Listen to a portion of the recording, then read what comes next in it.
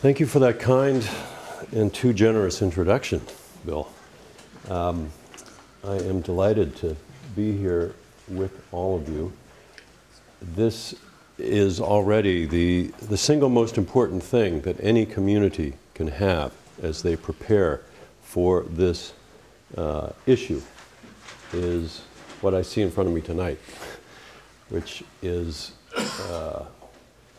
a core group of people who are prepared to take this seriously. Thank you, sir. Take this seriously and push on it. Science is important. Political policy is important. Smart business involvement is important, but there is nothing more important than citizen engagement. Nothing. And if you look, and I'll talk a little bit in my remarks tonight, if you look at the places that are doing the best at preparing for climate change, that is the common thread in all of them. People who, citizens who get it and want to do something about it and are prepared to organize themselves to force and encourage and assist their neighbors, their elected officials, their local businesses to do what is required. It is not too late to do what is required. And I say that as someone who, as Bill says, I've been covering this beat for a long time. And I yield to no one in my, my right to feel despair over it, because I have watched since the time I first interviewed NASA scientist Jim Hansen. I interviewed him in, gosh, 1989, first time.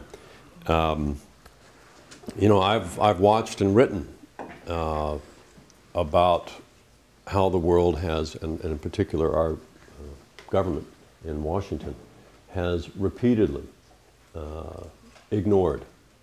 effectively ignored the warnings of science. So there's, believe me, I get it. There's a lot of reasons to be discouraged about this. But discouragement is not going to get us very far. And the fact is that we know more or less what needs to be done. And more or less we have the tools for doing it. And what has been lacking is what is always called, and by people like me, political will. The political will. Well, all that means is that there has not been enough of a push from people like you against the people who run things. And luckily that is beginning to change in this country in the last 6 months, as we see the rise of the Occupy movement and so forth. So I think there's a lot of reasons to be hopeful. And I'm going to start my talk tonight with the main reason that I insist on being hopeful, which is, let's see, I think I'll hold this book up here. Sorry for you guys there. Is the sound all right for you? Perfect. My main reason for hope, for those of you who can see this far, is this beautiful little person in blue here, who is about 2 years old there. And Bill didn't mention, but I wrote most of this book here in Marin. We were living out in Bolinas at the time, although I was very careful. If you read the book, you'll see I'm very careful to obey the Bolinas rule that you never mention Bolinas to the outside world. But you guys are kind of fellow travelers enough. We figure you know about Bolinas, you know how to get there, so I'm not going to get in trouble. This picture was taken right outside the People's, the co-op there in Bolinas, the People's Food Store. And she's about 2 there. And she, as she is proud to tell you, and eager to tell you, she is a major character in this book. And that wasn't just as a lark. The way this book came about, she was directly involved in. And I'll tell you that story so that you understand where I'm coming from on this. I was on assignment for Vanity Fair magazine shortly after Hurricane Katrina smashed through Louisiana in 2005 in August. And I had been urging the editors at Vanity Fair to do a piece on climate change ever since Bush and Cheney had won a second term in 2004. And they had said, yeah, we're interested, but, you know, there's the Oscars, and there's the Queen, and there's the Oscars and the Queen. But to their credit, when Katrina happened, I was summoned to New York and given carte blanche to do the story, and I said, the guy I want to start with is the chief scientist in Britain, the government science advisor in Britain, a man named David King. Chief science advisor to the Prime Minister, to the Queen, and with the possible exception of Al Gore, the single man who has done the most, or had at that point done the most, to awaken the world to the risks of climate change. He had, for example, in the year 2004, written in the journal Science of the American Scientific Association, he had written that, in a commentary piece, he had written that climate change was the most serious problem facing humanity in the 21st century, more serious even than the problem of terrorism. You may remember that because that did not get reported very much in the United States, although in some of the publications that people like you doubtless read, we did write about it. The right-wingers in Washington heard about this. They were not happy with what Dr. King had said. But I went to interview him in October of 2005. And by that time, I had covered climate change for 15 years. I had traveled around the world, spent much of the 1990s traveling around the world to investigate climate change and other environmental problems for that book, Earth Odyssey. And I thought I had a pretty good grasp of the issue. But that interview changed my worldview, changed my life in a way that very few others I've done over my career have had that effect. And the reason was that David King, in the course of talking about all of these issues, made me understand that there had been a paradigm shift in the climate problem. Because from the time that Jim Hansen first put this problem on the map in the summer of 1988, Jim Hansen went to Congress, testified before the United States Senate, and to its great credit, the New York Times ran this story the next day on the front page above the fold, that the NASA scientist had said that the Earth was warming because of human activity. From that moment on, and you may remember that in 1988, there was a lot of attention around that. Time magazine later that year named Endangered Planet Earth as its Person of the Year. In the presidential campaign in the fall of 1988, a man named George Herbert Walker Bush promised that he would be the environmental president and he would combat the greenhouse effect with the White House effect. That was 1988, when a Republican presidential candidate still felt that he had to appeal and appear to be environmentally concerned. From that moment on, global warming and climate change were seen as a very grave but very long-term problem. Even Jim Hansen was saying, you know, this is going to be the year 2100 before we really see the impacts of this. You know, we're talking about our grandchildren here. And so through the 1990s, that was what the argument was about. Are we going to do the right thing for our grandchildren? Because if we don't, we're going to be sorry 100 years from now. Our descendants will be sorry. And needless to say, we didn't do very much during the 1990s. And by the time we got to 2005, and Bush and Cheney had been in office for 4 years, and they were, if you recall, they were beginning to, you know, censor scientific reports. They put Exxon's man into the White House Council on Environmental Quality, et cetera, et cetera. Things were looking pretty grim, which was why I had been urging the Vanity Fair editors to, you know, we should do a story about this. So I went to see David King, And the paradigm shift that he described had to do with, and Bill talked about this in his introduction, had to do with this idea that this is no longer a long-term, 100 years from now risk. This is something that has begun to happen now. And he explained to me, in effect, the difference between global warming and climate change. And I'll just outline it quickly here, because generally in the media, you probably have been led to believe that they're the same thing. They are not. The one leads to the other. Global warming refers to the rise in temperatures caused by the excessive greenhouse gas emissions that are trapped by the atmosphere like a blanket. And that's what Jim Hansen was putting his finger on in 1988, that you were beginning to see this temperature rise. But the impacts that Jim warned about were not supposed to be happening until 2100. The idea of sea level rise, the idea of millions and millions of people finding it hard to eat because of drought and temperature rise and so forth. And so the idea was, okay, this is serious, but we have a good deal of time in which to solve it.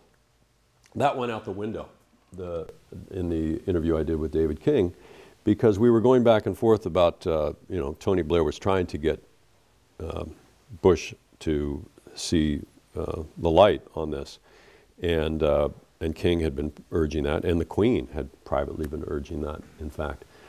And we were talking about that, and I was pressing him a little bit on whether they had done enough. And I think he got a little impatient.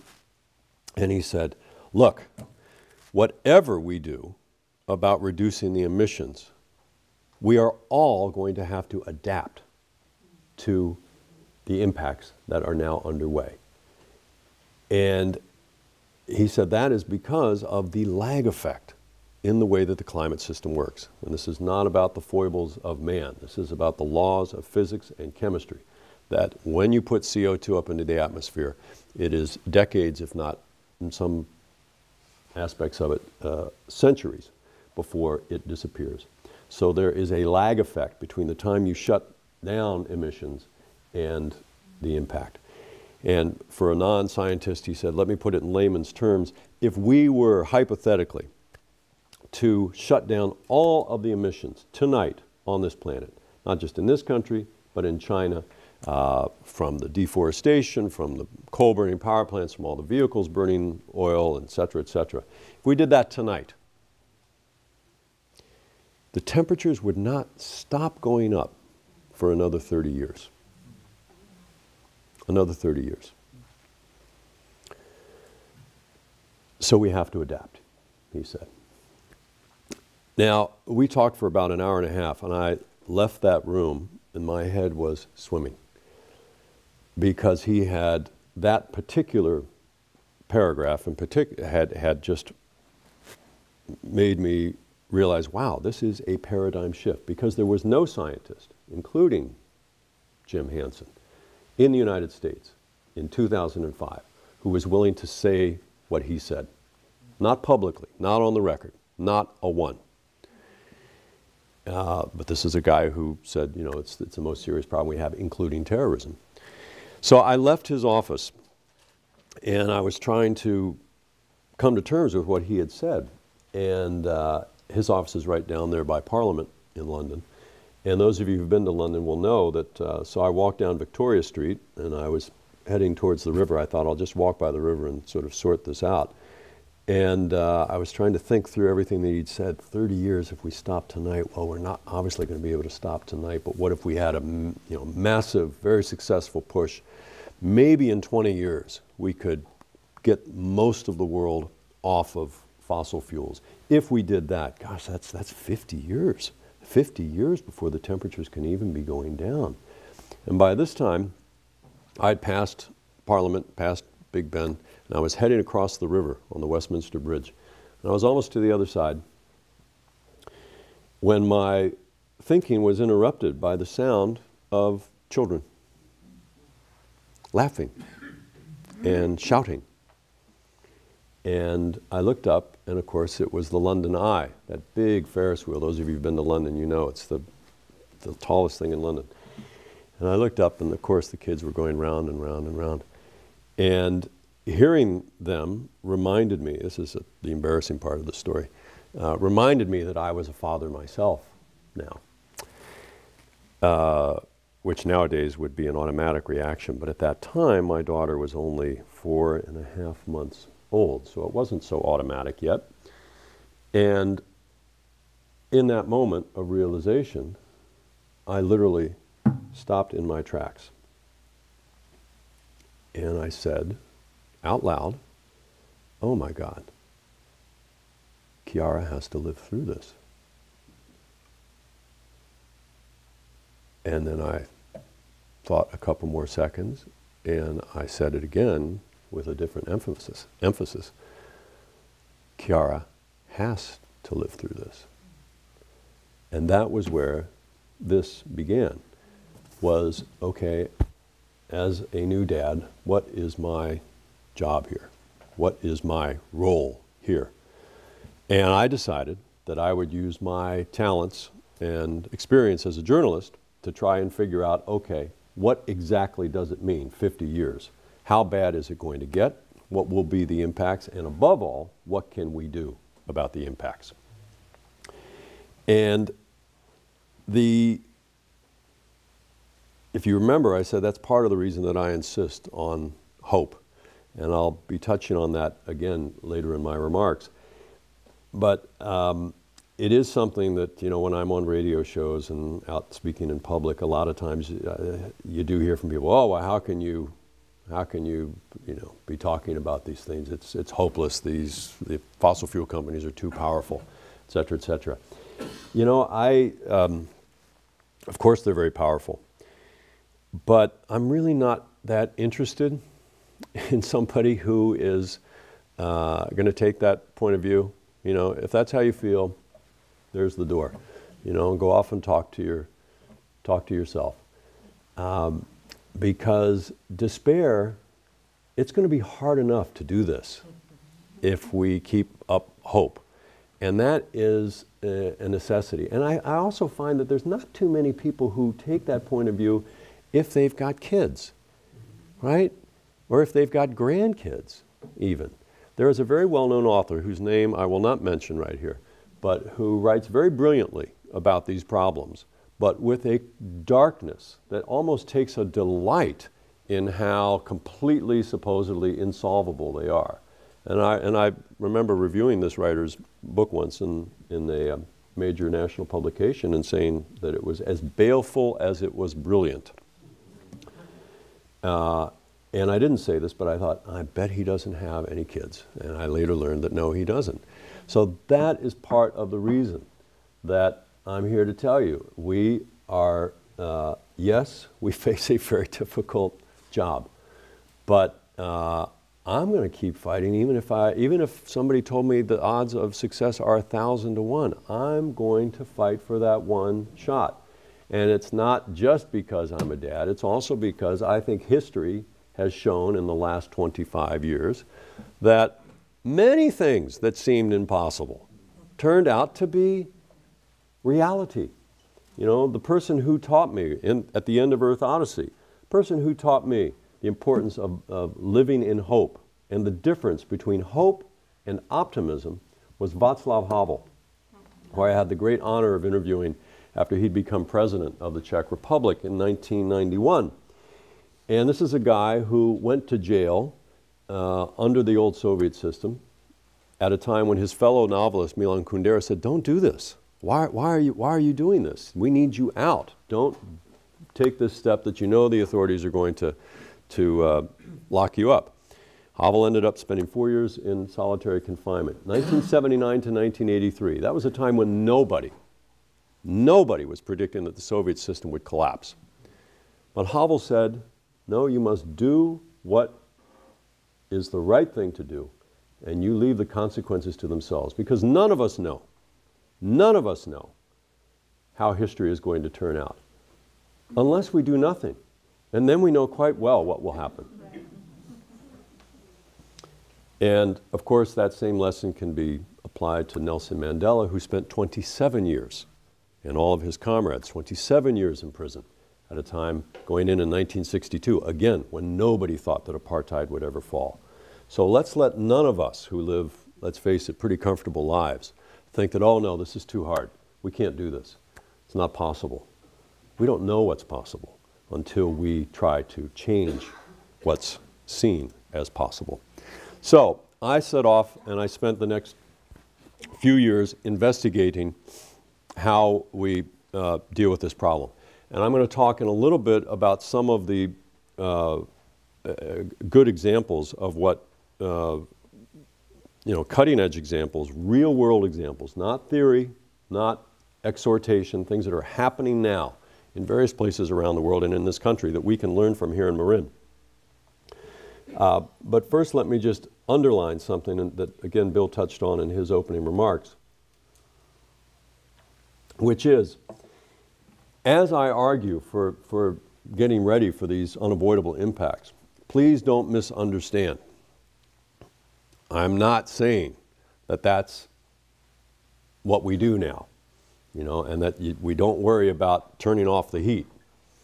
Right? This adaptation, that's the scientific word for, preparing for sea level rise, preparing for the fact that here in California we're going to lose those snowpacks by the middle of the century. They're going to be basically gone, and that's a third of the state's water. Preparing for that and changing our behavior, that's called adaptation. And that deals with what I call the back end of the climate problem, dealing with the impacts that are already locked in. The front end of the problem is what you keep reading about and have been reading about and hearing about for 20 years in the media, is stopping the temperature rise by getting off of fossil fuels, quitting deforestation and industrial agriculture and all those other things. For many years, and I write about this in the book, the history of this issue for many, many years in the 1990s and even in the start of this century, environmentalists were attacking anyone who talked about adaptation, attacking them as traitors. Because, the argument went, they were essentially playing into the hands of Bush Cheney, of ExxonMobil, of all the people who were saying, look, we don't have to really deal with this this greenhouse problem. If those scientists are wrong, and even if they turn out to be right, well, we'll just adapt to it down the road. We'll have more money because we'll have burned more fossil fuels and we'll be able to pay for it easily, et cetera, et cetera. But there were, you laugh, but there were a lot of people who made that argument, especially people, perhaps understandably, from some of the developing nations who attacked one of the main sources in this book, Hans Schellenhuber, who was the top climate advisor to the German Chancellor, Angela Merkel, attacked him for, they said, you actually are making this problem worse because you're giving cover to the bad guys. Well, we're past that stage now, I think, thankfully, where people feel, and I do remember, by the way, Bill, when you called into that show, but you were very gracious. You were very gracious as I disagreed and made the following point, that that in fact it's not a question of either or anymore. At this point, it has to be both. We have got to prepare for the things that are inevitable. We live in a state that is a desert. Most of us have forgotten that, but believe me, the next 40 years are going to remind people this state is a desert. And we're going to be dealing with, as I just mentioned, the loss of that snowpack. We cannot avoid dealing with that problem. Nor can we avoid dealing with the fact there's going to be 3 feet of sea level rise, which is going to put the bay right up to near where we are right now, tonight, if my maps are correct. We can't avoid dealing with that. But if we want to have any chance of dealing with those and many other issues successfully, we absolutely have got to get very serious very soon about the front end of the problem, turning off the heat. It is one thing to try to adapt to 3 feet of sea level rise. It is one hell of a lot different than adapting to 10, much less 20. 3, probably we can manage. There's going to be a lot of losses. But 10, a lot harder. 20, I don't frankly see it. how that could be. So we have got to deal with both sides of the problem. And the phrase that you can remember, if there's one phrase that I hope you'll take with you tonight, that the experts give on this, that what needs to guide us as we go along is the following. Our goal must be to avoid the unmanageable and manage the unavoidable.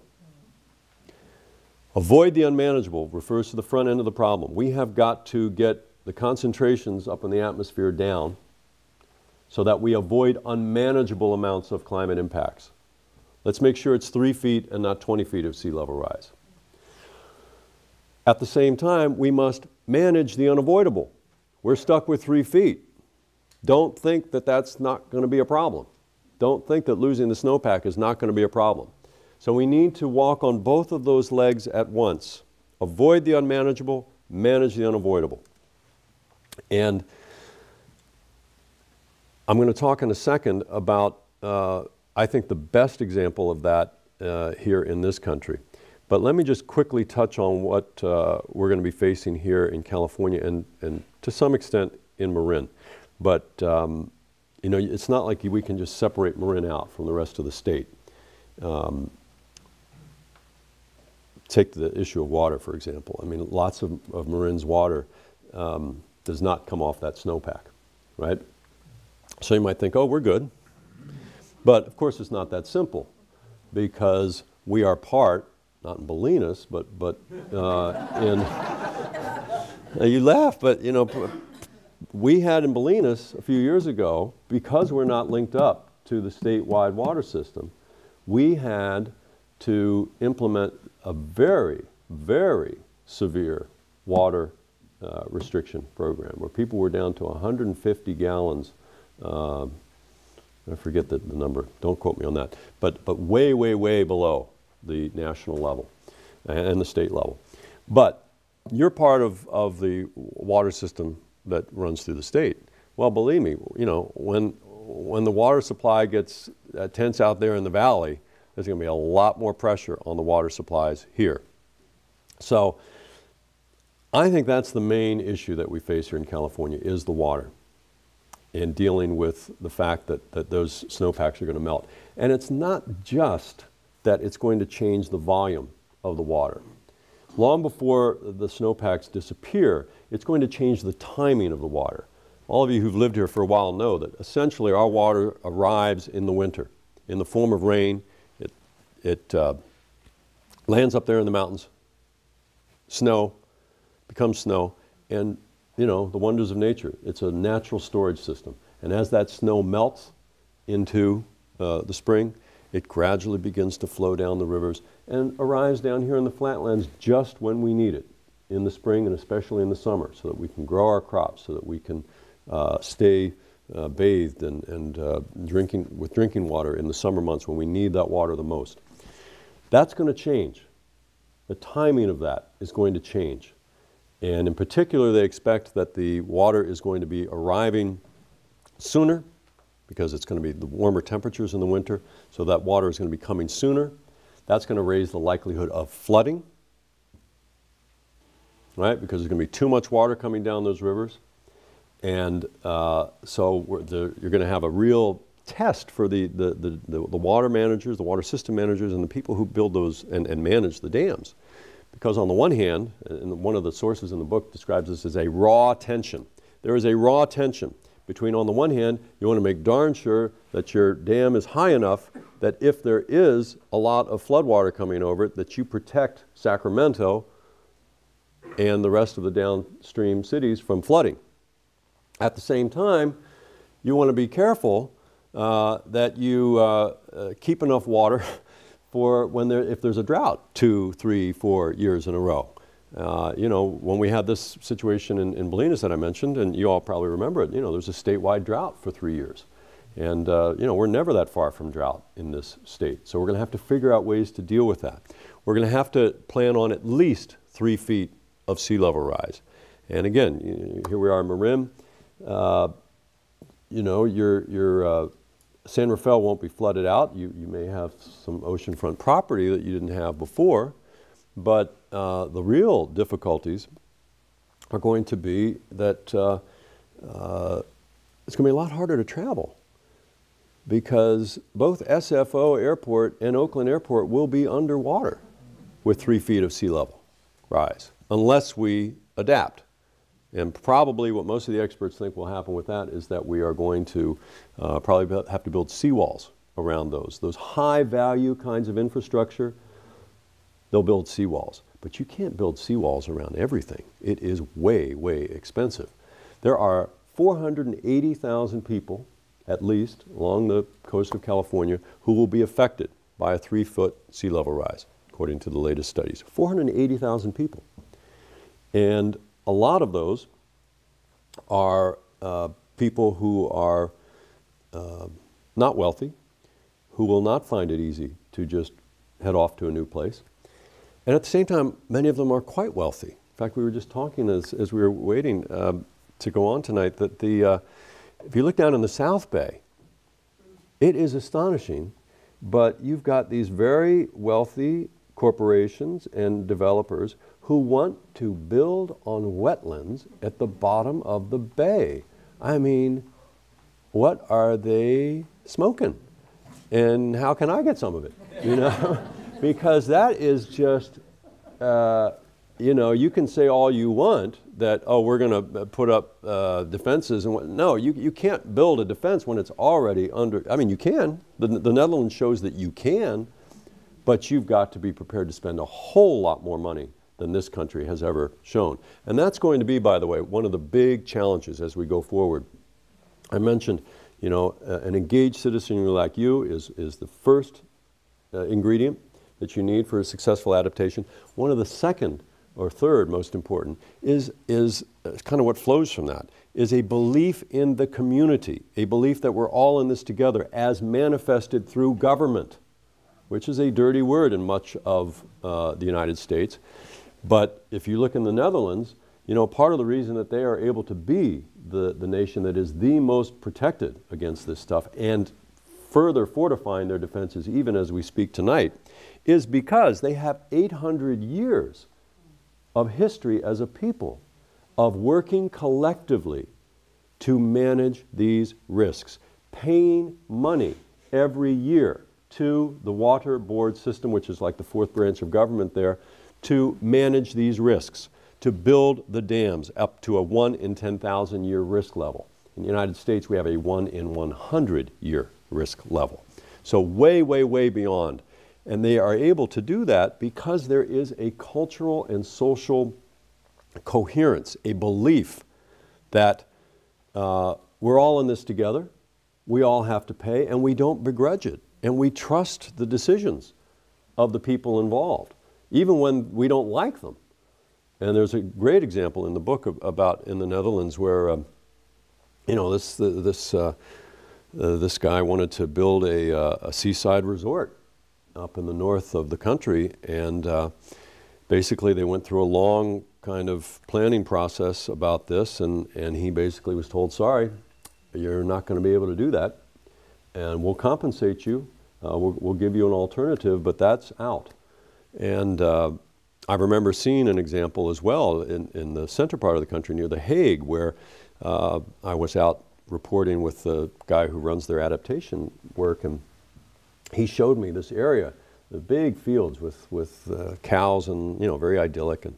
And he said, yeah, okay, this is what we're going to do here. We're going to flood all these fields. We're going to turn these into lakes so that when the water is coming, the river water, because they've got, in the Netherlands, they've got the storms are the main threat, but the river floods are not far behind. The Rhine River, you know, most of the big rivers in Europe empty into the sea through the Dutch territory. So they said, one of the things we're going to do to deal with the bigger floods of the rivers is we're going to divert them into lakes right here. And it was about, you know, probably 5 or 10 square mile area. This is all going to be a big lake. So that way we'll reduce the flood risk to Amsterdam and Rotterdam and The Hague and all these big cities downriver. And then we'll have fresh water supply so that if and when there are droughts, that we'll be able to draw on that water supply.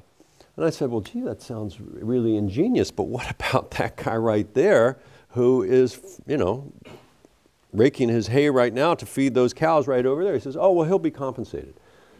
I said, yeah, but what if he doesn't want to do it? And he looked at me as, you know, silly American, and he said, oh, he'll be paid a fair price. I said, no, no, what if he doesn't want to give up his land? He said, oh, he must. He must. We have talked about this for 4 years now, at the local level, at the regional level, at the national level, and now back to the local level. We've all decided this is the thing that must be done. And the Dutch people, we believe that at the end, you cannot allow what 2 or 3 people think to prevent what is good for everyone. So, that kind of cultural difference gets back to what I said about all of you being here tonight. That's the kind of cultural difference that is going to spell, the cultural characteristic that's going to spell the difference between places that do adapt well and places that don't.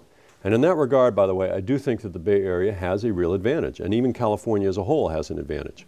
But the Bay Area in particular, because there is more of an ethos here, of, you know, still from the olden days of you know, we believe in government, we believe in a more of a communal, collective good, not just dog eat dog.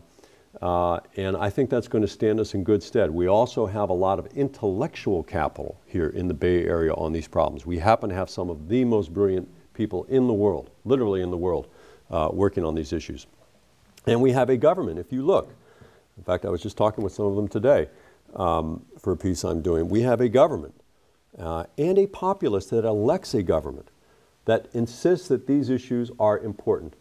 Even if you are a Republican, you cannot get elected as the governor of this state, at least not for a long time you haven't been able to, if you did not take environmental issues seriously. Now, Schwarzenegger went way beyond what most of his party has done in that regard. And he really, you have to hand it to him, he was a great leader on climate issues. He started and approved the, one of the things that puts California way ahead of almost every other state. We have a climate change adaptation plan here for the state. And as you go forward in your work here in San Rafael, I strongly urge you, I think it's up over here, go to the caladapt.org website, cal-adapt.org website. It's a brilliant and very valuable collection of, it will tell you all the impacts that are coming and even point you to some of the adaptation techniques for dealing with them. So, these are the kinds of things that we're focused on in California. And I'm just going to finish here by talking quickly about the one place I think that we can most learn from. And it happens to be, I think, chapter 3 here. Is that it? No, chapter 4. And it's called Ask the Climate Question. And it tells the story of what happens up in King County, Washington, which is sort of Seattle and environs. And along with the Dutch, King County, Washington is the world-class leader in dealing with both sides of this problem, avoiding the unmanageable and managing the unavoidable. Under the leadership of a guy named Ron Sims. He is now the #2 in Obama's Housing and Urban Development, but for 12 years, he ran as the county executive, King County.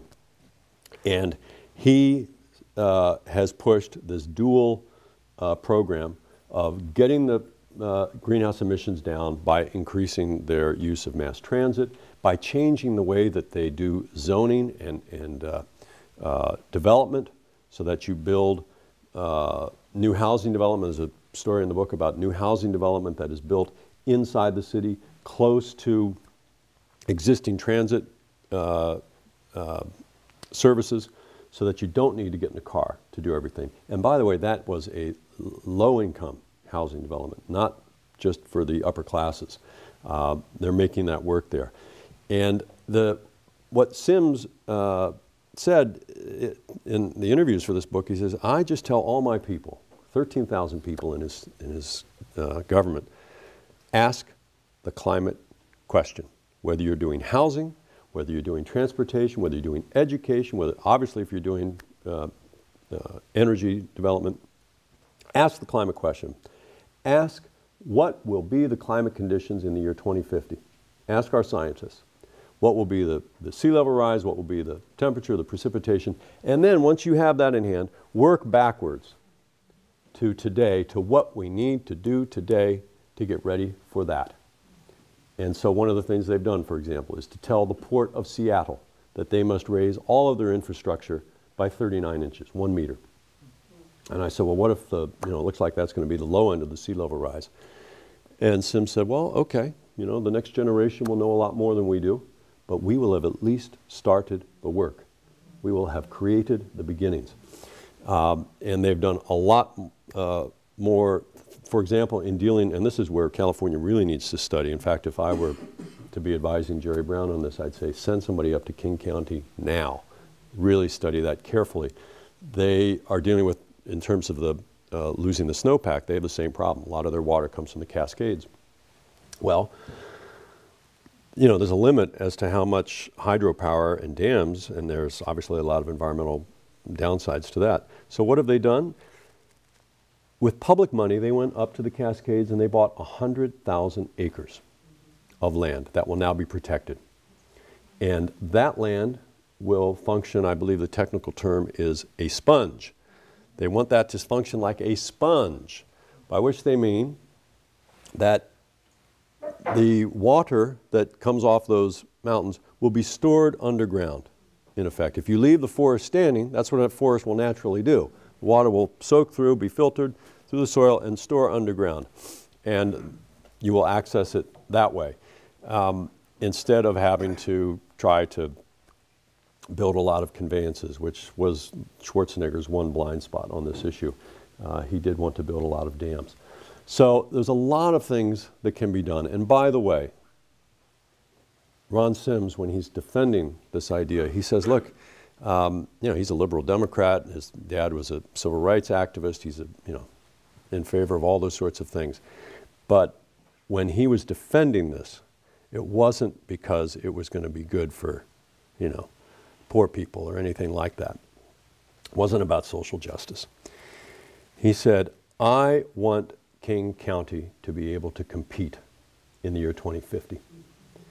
And I think that businesses are going to want to come to King County in 2050 because we're going to have levees that work.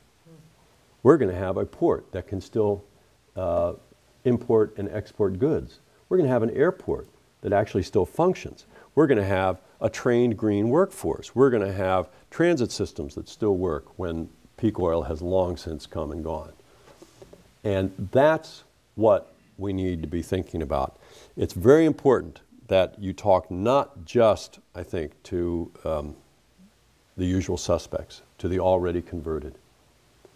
There's not enough of us. There just isn't. But this agenda is one that can appeal to a larger constituency, including business. And right now, business is way behind the curve on this, and they are about to get hammered over the head.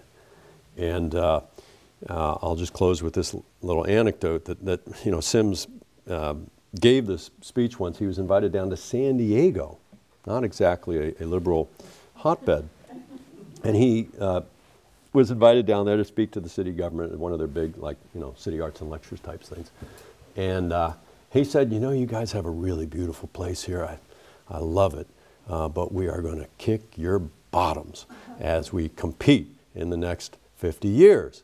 And they said, well, people were getting on. He says, well, this climate change is coming and we're going to be ready, and you are not. You are not.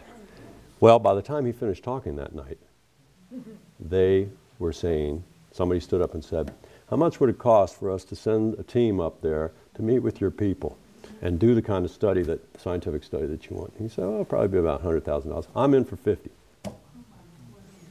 So, the money is out there. The politics can be done once the message is shared with the people who are going to be hurt by this. And it is a truism that, a very sad truism that I haven't touched on very much tonight, but that the people who are the poorest in this world, who did nothing to cause this problem are the ones who will suffer and are suffering, the first and the worst. And that is a moral scandal that we need to address. But in order to address it, we are first going to have to get the people with means and power to recognize that it is in their own self-interest to deal with this. And I think that California can do that. The Bay Area has been a leader in California, and California has been a leader in this country for years on these issues. We now have a governor who was, in a way, one of the first people who started leading on this. And if you look around, the rest of the nation is slowly, slowly beginning to catch up. They all know, and I can say this because I'm not a Californian, I came from back east, you know. They don't quite understand you people out here, they don't quite trust you, but they know that you're kind of the cutting edge and that eventually they're going to be doing what you're doing. So do it well. I'll leave it there. Thank you.